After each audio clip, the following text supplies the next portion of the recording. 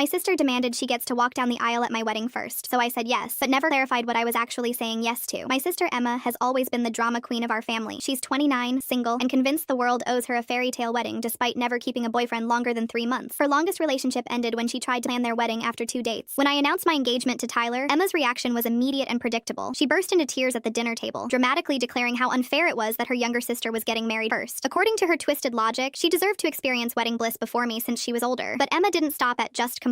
2 weeks later, she showed up at my apartment with the most ridiculous demand I'd ever heard. She wanted to walk down my aisle first, in a full wedding dress, to practice for when she finds her soulmate. She claimed it would help her visualize her future and give her the confidence to find true love. My parents, who have always enabled Emma's dramatic tendencies, thought this was the sweetest thing they'd ever heard. They called me crying, begging me to let Emma have this magical moment. They even offered to pay for her dress and photographer to capture her practice walk. I thought the whole thing was completely insane, but I surprised everyone by saying yes. Emma squealed with joy and immediately started planning her elaborate entrance. She spent weeks researching wedding dresses, booking hair and makeup appointments, and practicing her bridal walk in our parents' living room. What Emma didn't realize was that Tyler and I had decided months earlier to have a simple courthouse wedding. We wanted something intimate and meaningful, not a big production. The aisle she'd be walking down was actually the sterile hallway leading to the judge's chambers, about 8 feet of fluorescent-lit government building corridor. I told Emma to meet us at the courthouse in her dress for what I called the pre-ceremony rehearsal. She was so excited she could barely sleep the night before. She'd convinced our parents to spend $3,000 on this massive ball gown that looked like it belonged in a Disney movie, complete with a 10-foot train and enough beading to blind someone. The morning of our wedding, Emma showed up at the courthouse looking like she was ready for the Met Gala. The security guards were visibly confused as this woman in an enormous white gown tried to navigate through the metal detector. Her dress was so big she had to go through sideways while holding up the train. She strutted down that depressing government hallway like it was the runway at Fashion Week. The fluorescent lighting made her dress look oddly yellow, and she kept posing for selfies next to random courthouse fixtures, the Employee of the Month poster, the fire extinguisher, and even the water fountain. Other people waiting for their court appearances couldn't stop staring. There were folks there for traffic violations, small claims disputes, and divorce proceedings, and they all watched in bewilderment as Emma posed dramatically near the restroom sign and asked random strangers if they thought she looked bridal enough. Meanwhile, Tyler and I slipped into the judge's office for our actual ceremony. It was simple, quick, and absolutely perfect. Just us, the judge, and 2 witnesses we'd asked to join us. No drama, no spectacle, just 2 people promising to love each other forever. When we emerged from the judge's chambers as a married couple, Emma was still in the hallway taking photos and practicing different walking styles. She'd somehow managed to convince a janitor to throw imaginary flower petals in front of her as she walked. The moment she realized what had happened, Emma's face went through about 5 different emotions in rapid succession. First confusion, then shock, then pure rage. She screamed that I'd tricked her and humiliated her in front of strangers. I calmly told her she got exactly what she asked for. She walked down the aisle first, just like she wanted. I never promised her it would be at a fancy venue or that there would be guests to witness it. A courthouse hallway is technically still an aisle. Emma stormed out, her giant dress barely fitting through the doorway. She's still mad 3 months later. But honestly, watching her pose with that DMV poster while wearing a $3,000 wedding dress was worth every penny of family therapy we'll probably need. Tyler and I got our perfect simple wedding, and Emma got her dramatic moment. Everyone wins, right?